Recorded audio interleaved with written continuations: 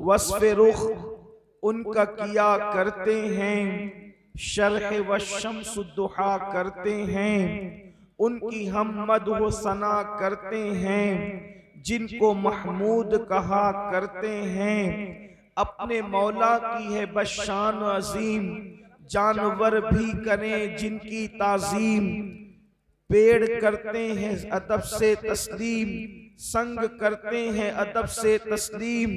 पेड़ सजदे में गिरा करते हैं, उंगलियां बाई वो प्यारी प्यारी, जिनसे दरियाए करम है जारी। जोश पर आती है जब गमखारी, तिश्ने सैराब हुआ करते हैं। लब पे आ जाता है जब नामे जनाब, मुंह में घुल जाता है शहदे नायाब। वजद में हो के हमें जां बेताब, अपने लब चूम लिया करते हैं। और अपने दिल का है उन्हीं से आराम, सौंपे हैं अपने उन्हीं को सब काम। लो लगी है कि अब उस दर के गुलाम, चारे दर्दे रजा करते हैं। आज की ये महफिल दस्तार बंदी के मौके पर इनेकात पजीर है, और कुछ बच्चों ने हिफ्ज़ और आलमियत का कोर्स मुकम्मल किया है। उसकी खुशी के मौके पर ये अज़मत मुस्तफ़ा सल्लल्लाहु अलैहि वसल्लम के हवाले से महफिल मुनक्किद की गई है।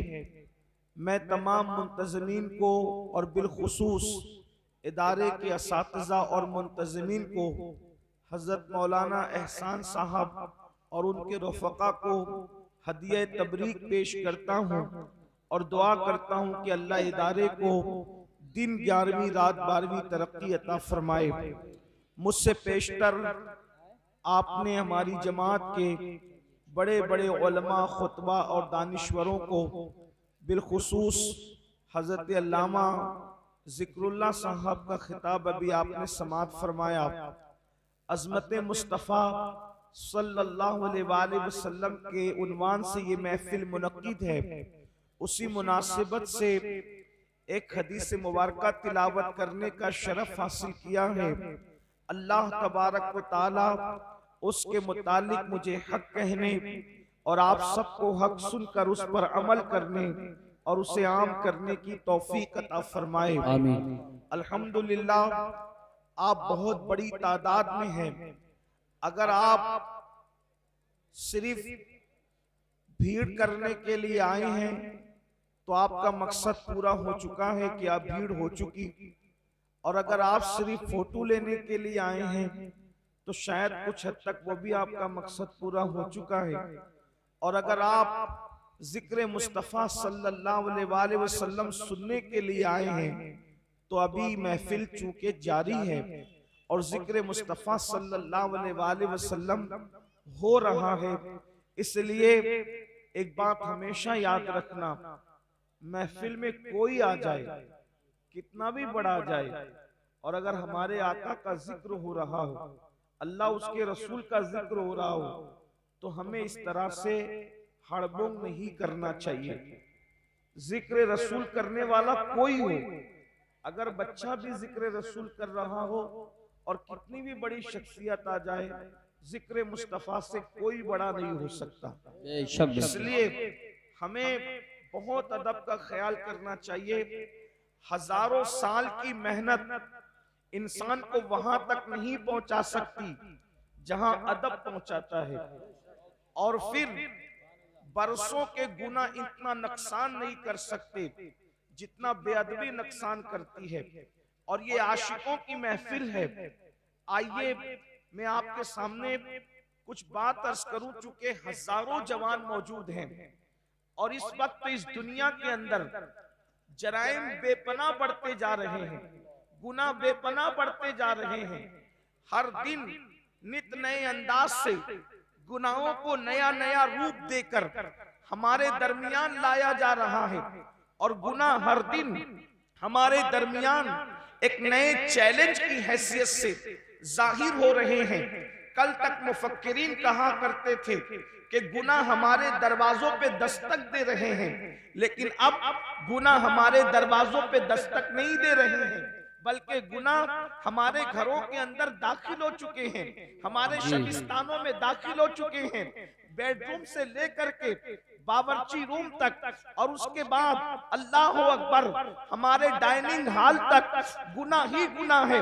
बेडरूम में जाओ तो वहां गुनाह, खाना पक रहा है तो वहां गुनाह, खाना खाया जा रहा है तो वहां गुनाह, शादियों की महफिलें तो वहां गुनाह, हत्ता के मैयतों में भी लोग गुनाहों से महफूज नहीं, मस्जिदों में भी लोग गुनाहों से महफूज नहीं। और अच्छी तरह याद रखना, जहां गुनाह है वहां फना है। अल्लाह अकबर, आबादियां वीरानों में यूं ही तब्दील नहीं होती, बल्कि जब इंसान गुनाह करता है तो गुनाह की नहूसत से आबादियां वीरानियों में तब्दील हो जाया करती है।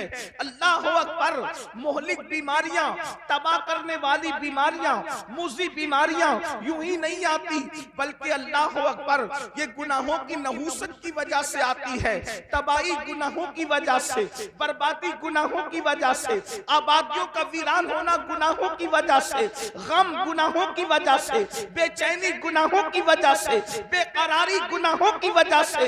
गुनाह इंसान को तबाह करते हैं, गुनाह इंसान को बर्बाद करते हैं, गुनाह इंसान का चैन छीनते हैं, गुनाह इंसान का सुकून छीनते हैं। अल्लाह अकबर, गुनाहों की वजह से इंसान तंगदस्ती का शिकार होता है।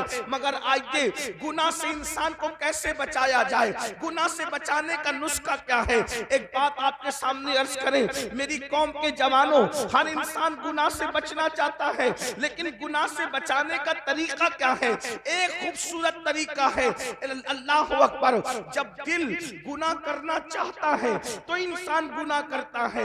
अल्लाह अकबर, जब दिल में गुनाह का ख्याल आता है तब इंसान गुनाह करता है। और दिल में गुनाह का ख्याल आता कब है? अल्लाह अकबर, जब दिल में अल्लाह अल्लाह इश्क़ मुस्तफा न हो, मोहब्बत रसूल न हो, तो दिल के अंदर गुनाह के ख्यालात जन्म लेते हैं। इसलिए कि मेरे आका अलैहिस्सलातु व तस्लीम के प्यारे दीवानों, जब दिल में खुद महबूब जलवागर हो तो दिल में गुनाह का ख्याल कैसे पैदा होगा?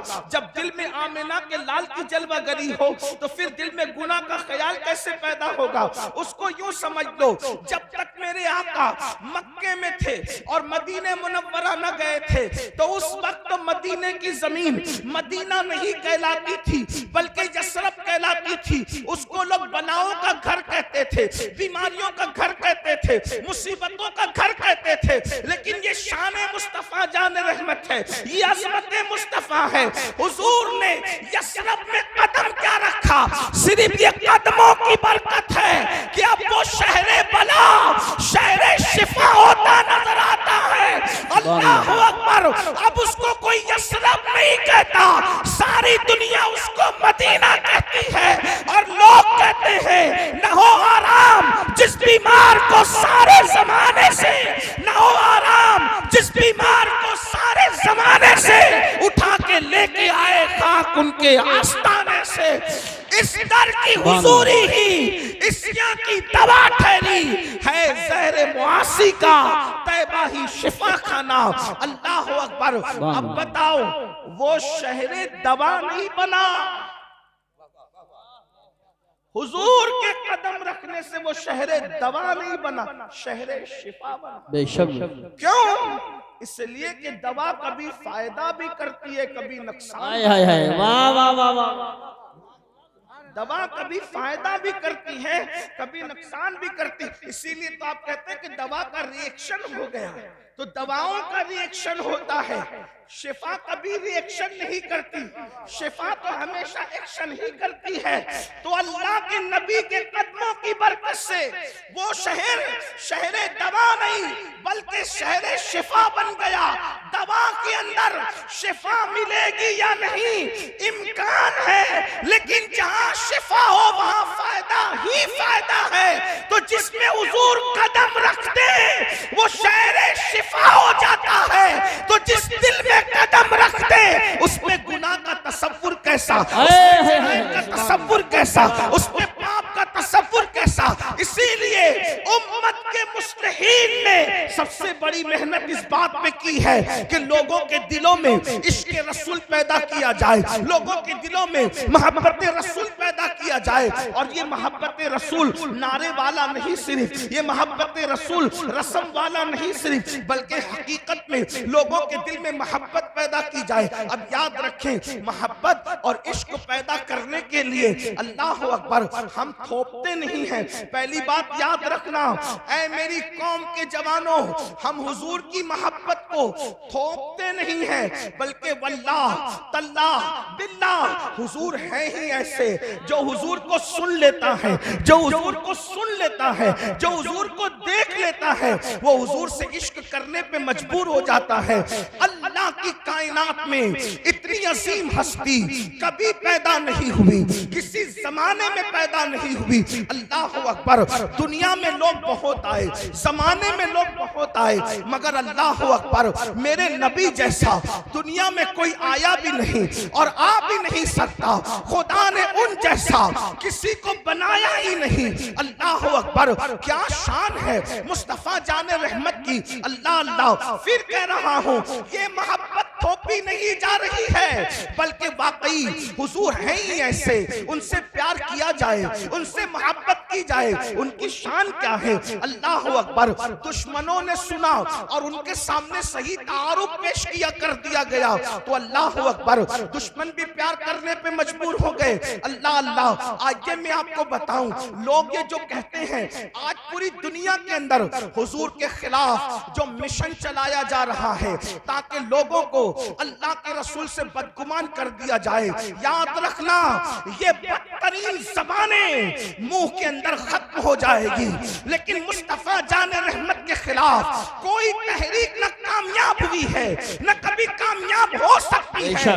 मुसलमानों, हमारी जिम्मेदारी है अपने नबी का सही तारुफ कराओ और लोगों को बताओ, लाओ ऐसा कायद जो जान के दुश्मनों को माफ करता हो, लाओ ऐसा कायद जो दुश्मन के लिए अल्लाह अकबर अपनी चादर बिछाता हो, लाओ ऐसा कायद जो गालियां सुन करके दुआएं देता हो, लाओ ऐसा कायद जो जानवरों से भी प्यार का तसव्वुर अता करता हो, लाओ ऐसा कायद अल्लाह अकबर जो इतना बड़ा है, इतना बड़ा है, इतना बड़ा है कि खुदा उसकी रजा चाहता हो और वो पागलों का भी ख्याल करता हो, वो चूटियों का भी ख्याल करता हो, वो मेंढकों का भी ख्याल करता हो। बड़ी माजरत के साथ हमने सबका तारुफ कराया, अपने नबी का सही तारुफ न करा सके। क्यों? इसलिए कि बुरा मत मानना, सबको अपने बाप दादाओं की पड़ी है, नबी का सच्चा तारुफ कौन करा रहा है? मुझे बताएं। जिस दिन हुजूर का सच्चा तारुफ कराने में हम कामयाब हो गए, दुनिया इस्लाम के दामन में पना लेने पे मजबूर हो जाएगी। और अगर किसी के मुकद्दर में ईमान नहीं है, कम अज कम उसके दिल से नफरत का खात्मा तो जरूर होगा। लेकिन हमने सीरतुन नबी कहाँ पेश की? हमें खुद सीरत नहीं पता है। आइए आपके सामने सीरतुन नबी की कुछ बातें पेश करूं ताकि आपको पता चले हमारे नबी की अजमत क्या है, हमारे नबी की शान क्या है। और जो लोग सीरत के जलसे करते हैं वो इतने खुशके हैं, वो लोग इतना छोटा दिल रखते हैं कि वो बड़े भाई से ज्यादा नबी को मर्तबा देने के लिए तैयार ही नहीं। वो रसूलुल्लाह को अपने जैसा इंसानी समझ बैठे हैं और वो उसके दायरे से बाहर ही नहीं निकलना चाहते। तो उनके हवाले हमने सीरत के जलसे कर दिए। सीरतुन नबी का उन्वान है, लेकिन वो सीरतुल इंसान बयान करते हैं। सीरतुन नबी बयान करने का हक सिर्फ अहले सुन्नत को है। बेशक सीरतुन नबी बयान करने का हक सिर्फ अहले सुन्नत को है, इसलिए कि सीरतुल इंसान अलग चीज है और सीरतुन नबी अलग चीज है। सीरतुन नबी में सीरतुल इंसान सिमट आती है, लेकिन सीरतुल इंसान में सीरतुन नबी को आप नहीं समेट सकते, इसलिए कि जो नबी होता है वो इंसान होता है, मगर हर इंसान नबी नहीं होता। इसलिए लोग सीरतुल इंसान लेकर बैठे हैं और सीरतुल नबी की जरूरत है। आप कहेंगे सीरतुल इंसान में और सीरतुल नबी में फर्क क्या है? आप तवज्जो फरमाएं। लोग कहते हैं क्या? ये कहते हैं आज ये कि वो तो इतने हमारी तरह इंसान थे, वो तो इतने हमारी तरह इंसान थे कि हलीमा की बकरियां भी चराते थे और वो बकरियों का दूध भी दोते थे। इस तरह कह करके इंसान के दिल में क्या अजमत बैठ सकती है? लेकिन हम कहते हैं अगर बकरी का दूध दोने का जिक्र करना ही लोगों का शौक है तो फिर हमसे भी दूध दोना सुन लो। अल्लाह अकबर। तुम कहते हो कि वो बकरी का दूध दोते थे, हम भी कहते हैं हाँ दोते थे, लेकिन फर्क क्या है? फर्क ये है कि जब वो हिजरत के सफर में सिद्दीक अकबर के साथ चले, सिद्दीक को साथ ले चले, अफसलुल बशर बादल अंबिया बितहकीक सिद्दीक को अपने साथ ले चले। सिद्दीक को भूख में सताया तो सरकार ने एक झोपड़े पे नजर डाली और फरमाया अबू बकर इस खातून से पूछो क्या ये हमारी मेजबानी कर सकती है, क्या ये हमें अपना मेहमान बना सकती है? अल्लाह अकबर। सिद्दीक अकबर उस बुढ़िया के झोपड़े के करीब गए और पूछा मेरे साहिब कहते हैं, ये नहीं कहा मेरे नबी कहते हैं, इसलिए कि मामला राज में रखना था। मेरे साहिब कहते हैं क्या तू हमारी मेजबानी कर सकती है, क्या तू हमारी मेहमानी कर सकती है? उस बुढ़िया ने कहा सारी बकरियां जंगल को गई हैं, मैं तुम्हारी क्या मेजबानी करूं? एक बीमार बकरी पड़ी हुई है और वो बांझ है और वो खड़ी नहीं हो सकती है, वो चलने के काबिल नहीं, वरना वो भी जंगल जाती, वो भी चरती। अल्लाह अकबर। आका ने फरमाया इससे कहो कि यही बकरी हमें दे दे, हम इससे दूध निकाल सकते हैं। सिद्दीक अकबर ने कहा मेरे साहिब कहते हैं ये बकरी हमें दे दे, हम इससे दूध निकाल सकते हैं। उसने हैरत से चेहरे देखे और कहा क्या तुम्हें इस बात का पता नहीं कि बांझ बकरियां दूध नहीं देती? अगर बांझ बकरियां सेहतमंद भी हो तो दूध नहीं देती। दूध देने के लिए बकरी औलाद वाली चाहिए और फिर ये तो बीमार है, ये कैसे दूध दे सकती है? फिर इसरार हुआ। मेरे साहिब कहते हैं मगर हमें बकरी दे दो, हम दूध निकाल लेंगे। उसने चेहरा देखा तो बुढ़िया थी, बुढ़िया देहात में रहती थी। उसके दिल ने कहा ये कोई झूठे का चेहरा नहीं है, ये किसी सच्चे का चेहरा है। सिद्दीक अकबर से कहा उठा लो बकरी। आपने बकरी को उठाया, आका ने बिस्मिल्लाह पढ़ के हाथ फेरा, वो बैठी हुई पड़ी हुई बकरी उठ करके खड़ी हो गई। सिर्फ हाथ फेरने की वजह से उठ करके खड़ी हो गई। पानी का कटोरा लिया, थन पे मला पानी तो सीने में दूध आ गया। फरमाया बर्तन लाओ, उसके बाद दूध निचोड़ा तो दूध जारी हो गया। दूसरा बर्तन लाओ, दूसरा भी भरा, तीसरा बर्तन लाओ, तीसरा भी भरा, चौथा बर्तन लाओ, चौथा भी भरा। अल्लाह अकबर। उम्मे माबद हैरत से देखने लग गई, बांझ बकरी को दूध आ रहा है और इतना आ रहा है कि बर्तन के बर्तन भरे जा रहे हैं। आखिरकार बर्तन लाए गए, भर दिए गए, लाए गए, भर दिए गए। उम्मे माबद ने कहा अब मेरे घर में बर्तन नहीं है। नारे तकबीर, नारे रिसालत, नारे गौसियत, मशरके आला हजरत, फैजाने आला हजरत हजरत अल्लामा सय्यद अमीनुल कादरी साहिब क़िबला अज़मते मुस्तफ़ा कॉन्फ्रेंस जश्न दस्तार बंदी। सुभान अल्लाह। बर्तन भर जो पीना था पी लिया, जो पीना था पी लिया और उसके बाद घर के बर्तन भर करके छोड़कर चले गए। क्या हुआ? उसके बाद उम्मे माबद का शौहर आया और आने के बाद कहा घर में दूध कैसा, इतना सारा घर में दूध कैसा? तो उस वक्त उस खातून ने कहा कि मुझे नाम तो नहीं पता, लेकिन एक जवान और उसके साथ एक शख्स, दो लोग आए थे और वो जो जवान था उसको मैंने पूछा नहीं कि उसका नाम क्या है, उसका खादिम था, उसका नाम भी मुझे नहीं पता, अलबत्ता उसका चेहरा देखा, उसने जो बर्तन भर दिए तो मैंने उसका नाम खुद रख लिया। उम्मे माबद कहती है उसका नाम मैंने नहीं पूछा, उसका नाम मैंने खुद रख लिया। का क्या नाम रख लिया? का मैंने उसका नाम रखा बरकत वाला। इसलिए कि वो जिधर जाता है बरकत हो जाती है। देखो वो मुसलमान नहीं हुई लेकिन हुजूर को देख लिया तो हुजूर को किस नाम से पुकार रही है? बरकत वाला। वो बरकत वाला। अच्छा तू देखेगी तो पहचान लेगी। उसने सारा वाकया बताया।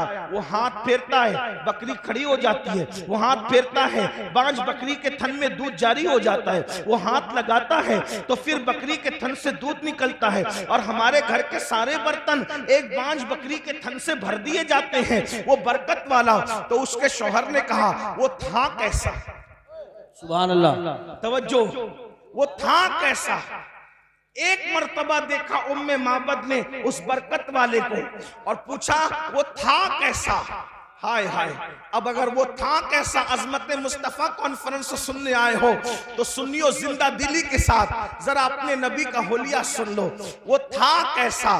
तो कहा उसको दूर से देखो तो भी खूबसूरत नजर आता था और करीब से देखो तो भी खूबसूरत नजर आता था। अल्लाह अकबर। तवज्जो फरमाए, मैं हर दो जुमले पे नहीं कहूंगा कि बोलो सुभान अल्लाह, इसलिए कि मैं तो आपके ईमान पे छोड़ता हूं कि अपने नबी का जिक्र सुनकर भी कोई कह सकता है या चुप रह सकता है। अरे जिसके नाम पे कंकरियां भी बोल पड़ती है, अगर उसके नाम पे सुन्नी ना बोले तो फिर कौन बोलेगा? आशिकाने रसूल ना बोलेंगे तो कौन बोलेगा? एक गैर मुस्लिम खातून से पूछा उसके शौहर ने, जिसका नाम तूने बरकत वाला रखा है वो दिखता कैसा था? वो था कैसा? तो उसने कहा दूर से देखो। क्या ज़हीन औरत थी उम्मे माबद, आज तक उसका नाम तारीख में मौजूद है। हुलिया रसूल जिसने भी बयान किया उम्मे माबद का हवाला जरूर दिया। उसने जब कहा कि दूर से देखो तो भी खूबसूरत दिखता था और करीब से देखो तो भी खूबसूरत दिखता था, उसका ये जुमला बड़ा कीमती है। वो सहाबिया हो गई बाद में।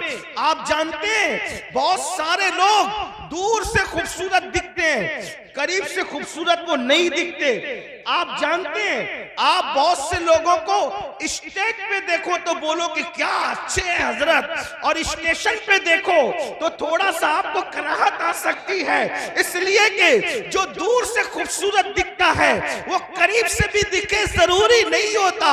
चांद दूर से खूबसूरत दिखता है, जो गए आकर कहते हैं वहां तो खड्डे पाया, वहां तो काली मिट्टी पाया। अल्लाह अकबर। आज चांद लोगों की शायरी का उन्वान बना है, मगर दूर से हसीन है, करीब जाने वाले उसको हसीन नहीं कहते। अल्लाह अकबर। कुछ खास लोग होते हैं जो दूर से भी खूबसूरत दिखते हैं और करीब से भी खूबसूरत दिखते हैं। वो देहाती औरत थी, उसने कहा जिसको मैं बरकत वाला कह रही हूँ वो इतना खूबसूरत था कि दूर से भी हसीन था और करीब से भी हसीन। सुभान अल्लाह। नारे तकबीर। मेरे इमाम, अल्लाह, मेरे इमाम या या रसूल, मेरे इमाम अब उस हुस्न को किस तरह बयान करते हैं? सरताब कदम है तने सुल्तान ज़मन फूल, सरताब कदम है तने सुल्तान ज़मन फूल, लब फूल दहन फूल ज़क़न फूल बदन फूल। वल्लाह जो मिल जाए मेरे गुल का पसीना, मांगे न कभी इत्र न फिर चाहे दुल्हन फूल। दंदानो लबो जुल्फ रुखे शाह के फिदाई है, दुर्रे अदन लाले यमन मुश्के खुतन फूल। दिल अपना भी शहदाई है उस नाखुने पाका, इतना भी महे नौ पे नहाए चरके कुहन फूल। और क्या बात रजा उस चमनिस्तान करम की, ज़हरा है कली जिसमें हुसैन और हसन। सुभान अल्लाह, माशाअल्लाह, वाह वाह। नारे तकबीर, नारे रिसालत, नारे गौसियत, मशरके आला हजरत, फैज़ाने आला हजरत अब्दुल्लामा सैयद अमीनुल कादरी साहिब क़िबला, उलमाए अहले सुन्नत। सुभान अल्लाह, सुभान अल्लाह। उस उम्मे माबद ने कहा वो दूर से भी खूबसूरत था और करीब से भी खूबसूरत। हाय हाय। फिर उसने कहा अल्लाह अकबर, उसके रुखसार बड़े चमकदार थे। रुखसार कहते हैं गालों को। उसके रुखसार बड़े चमकदार थे, उसकी रंगत बड़ी चमकीली थी, उसके होठों में नजाकत थी। अल्लाहू अकबर। उसका जिस्म जो है वो कद्दे राना, ना लंबा था ना छोटा था। हुजूर के कद के बारे में हदीस में आया है, हुजूर का कद लंबा भी नहीं था, छोटा भी नहीं था, लेकिन कितना भी लंबा आदमी हुजूर के बाजू में आके खड़ा हो जाता तो वो हुजूर से ऊंचा नहीं दिख सकता था। हुजूर पूरे मजमे में सबसे ऊंचे नजर आते थे। सहाबा कहते हुजूर कितने भी ऊंचे के सामने खड़े हो जाए हुजूर ही ऊंचे नजर आते थे। इमाम कहते हैं सारे ऊंचों में ऊंचा समझिए जिसे है उस ऊंचे से ऊंचा हमारा नबी। सारे अच्छों में अच्छा समझिए जिसे है उस अच्छे से अच्छा हमारा नबी। अल्लाह अकबर। हुस्न खाता है जिसके नमक की कसम वो मली है दिलारा हमारा नबी। सुभान अल्लाह सुभान अल्लाह। बहुत उम्मे माबद कह रही है अल्लाह। उम्मे माबद कह रही ना छोटे कद का था ना ऊंचे, इसलिए कि छोटा हो, कोई छोटा हो तो बुरा ना मानना, छोटा हो तो भी खूबसूरत नहीं दिखता ज्यादा, और लंबा हो तो भी बहुत अच्छा नहीं लगता। मियाना कद। हजरत अमीर खुसरो कहते हैं हुजूर का हुस्न बयान करते हैं, कहते हैं परी पैकर निगारे सर्व कद्दे लाला रुखसारे। परी पैकर निगारे। मुझे पता है इस पर आपको बहुत लोगों को समझ नहीं आएगी, लेकिन इश्क से सुनोगे तो सब समझ आएगा। परी पैकर निगारे सर्व कद्दे लाला रुखसारे सरापा आफते दिलबूद शब जाए के मन बूदम। और मेरे इमाम कहते हैं कुमरी ने गुल उनको कहा, सुभान अल्लाह, बल्कि बुलबुल ने गुल उनको कहा। हर मखलूक अपने सब्जेक्ट पर उनको देख रही है। क्या बुलबुल ने गुल उनको कहा, कुमरी ने सर्वे जा फजा, हैरत ने झुंझला कर कहा ये भी नहीं वो भी नहीं। सुभान अल्लाह सुभान अल्लाह। बुलबुल कह रहा है ये गुल है, हुजूर को देख के कह रहा है ये गुल है, और कुमरी कह रही है ये सरू का दरख्त है, ये सर्व है, इनका कद्दे अक़दस सरू के दरख्त की तरह है। लेकिन हैरत को गुस्सा आ रहा है और वो कह रही है नहीं नहीं वो गुल भी नहीं है और वो सरू भी नहीं है। क्यों? इसलिए कि तवज्जो, गुल क्यों नहीं है, वो गुल क्यों नहीं है, सरू क्यों नहीं है? इसलिए कि गुल तो बाग में होता है, गुल तो चमन में होता है, सरू तो बाग में होता है, मगर हुजूर किसी बाग में नहीं, बल्कि सारा बाग हुजूर में। तवज्जो, हुजूर बाग में नहीं है, हुजूर बाग में नहीं, सारा बाग हुजूर में। और इमाम उसको कितनी अच्छे अंदाज से बयान कर। लोग कहते हैं आप लोगों की गुफ्तगू अहमद रजा के बगैर पूरी क्यों नहीं होती। हम कहते हैं अहमद रजा की तरह कोई बात भी करता हो 14वीं सदी में तो उसको भी लाकर बता दो, हम उसी तरह बात करेंगे।